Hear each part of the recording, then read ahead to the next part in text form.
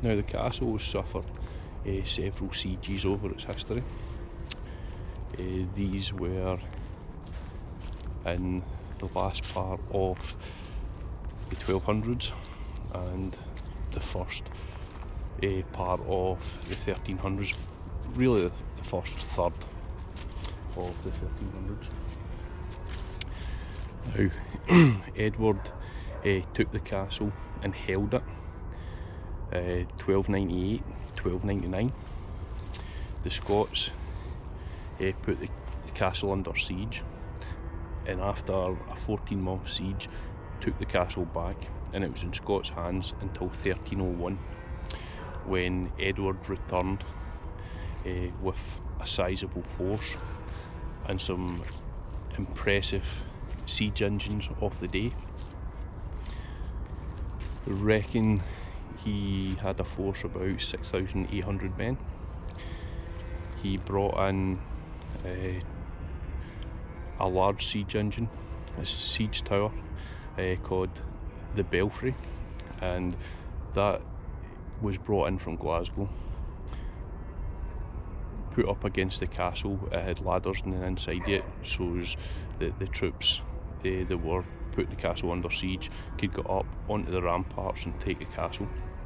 He also brought some trebuchet, and some of the projectiles fired by these trebuchet, some surviving examples, are actually inside the castle in a wee museum area. Sadly we can't get in today due to COVID restrictions, but when it opens again I'll certainly be back and we'll give you a wee look round and we'll have a look inside. It's really rather impressive. Now twice the castle would form the headquarters of the English invasion in Scotland, or the English invasion force. The first, after Edward I took it in 1301, and when he made Aymer de Valence, now you'll probably remember this guy if you've seen the great Netflix film Outlaw King. He was one of the main bad guys. Now he was Edward I's warden in Scotland. He was in charge of the occupation force, and by the looks of it, it stayed in English hands until after the Battle of Bannockburn. Now during the time of the Battle of Bannockburn, 1314, and it was the last part of the English occupation of the castle, the man in charge of the castle, the constable of the castle, was a man called Walter Fitzgilbert. Now it appears he was a Scottish noble who, during the risings of William Wallace and Robert the Bruce, had stayed loyal to the English, and he was made constable of the castle until Robert the Bruce came. Now after the Battle of Bannockburn, Robert the Bruce was looking to secure his kingdom, and there was still a few sites left in English hands, one of them being Bothwell Castle, under the control of Walter Fitzgilbert. Now after the Battle of Bannockburn, some of the English nobles had came here for security, because it was basically one of the last sites that they could get security. Walter let them into the castle, and once they were in, he took them prisoner, and when Bruce's Scottish army approached, he surrendered the castle to Bruce, and for that good deed, basically changing sides, he was granted the barony of Cadzow, and that is just a few miles east of here, further up the Clyde, and his family would later become the Hamiltons. which are a very powerful family and rose rather quickly from that period onwards. Now, the castle and Scotland alike was in relative peace for the next few years. Bruce had secured Scotland's independence and Scotland was starting to thrive. It wouldn't last for long because the English would later, in the 1230s, 1236 to be exact, would later resurrect their claim to Scotland under King Edward III, and he brought an army up here, took the castle back and repaired a lot of it, fortified it again, made it livable. And a year later, one of the descendants of the Murrays, who were rightful owners of the site, owners of the castle, Andrew Murray, he came here, put the castle under siege, and used siege engines, much like how the English had used them against the Scots, took the castle back. And it was after he took it back, he was going to make sure that the English could never get their hands on it again, and it would never be used against the Scots. So in 1237 he destroyed the main tower, and as you will see there, all that damage, he basically pulled down the side of the tower and sent it down into the Clyde there, down into the River Clyde. The wall you see in front of us is a later addition to seal up the castle by the Douglases, but we'll get into that in a wee bit. But this damage you see here was done by Andrew Murray. The castle was basically uninhabited from when it was destroyed by Andrew Murray in 1337 right through to the 1360s, when Joan Murray married into the Douglas family, the Black Douglases. Then 1362 she married Archibald Douglas, also known as Archibald de Grim, and it was the injection of the Douglas wealth that's seen the fortunes of the castle change once more. And they undertook, both Archibald followed by his son, also Archibald, the fourth Earl, they undertook several phases of construction, and it was them that basically produced what you see today. Now, over here is, I'll take you over there, is the remains of the North East Tower. They done that. They also done this wall that you see in front of you, with the exception of this bit. This bit would become the gatehouse, and this square tarred area lined in cobbles marks the foundations of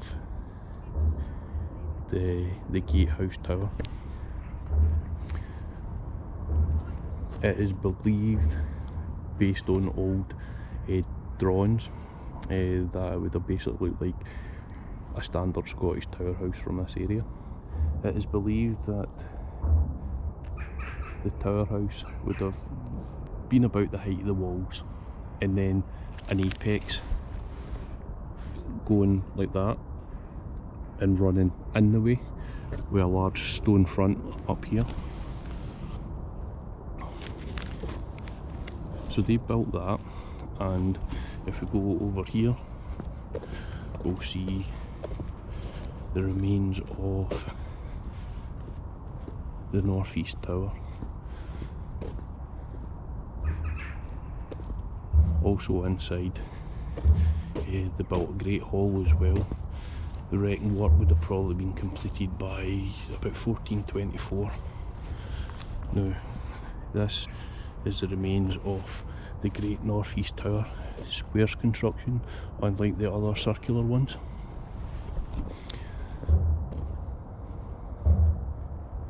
It was done in several phases. This was one of the later phases. And also you'll see is a southeast tower there, and there's a curtain wall that goes all the way around. And I would imagine when it was under siege that the English would have been in this sort of area here. Well, they'd have had to have been, because the other two sides are effectively three sides, are basically the Clyde Valley. So the English army would have been massed out there, and the same would have been when the Scots were putting it under siege to take it back in that long 14-month siege at the end of the 1200s. The damage you see here and the missing gatehouse tower aren't because of sieges or destruction to stop them falling into the hands of the enemy. They're actually done by one of the later Douglases himself. He destroyed the tower here and the great northeast tower there to rob it for building materials round about the year 1700, and he was building a stately home over here to reflect his perception of grandeur. So sadly these are no longer here. Now, the site was in the hands of the Black Douglases from the marriage of Archibald de Grim to Joan Murray, the last of the Murray heirs,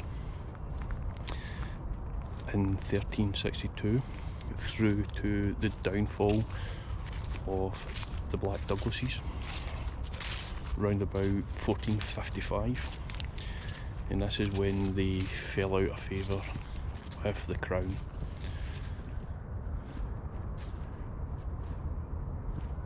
So it was a bit of a confusing, turbulent time,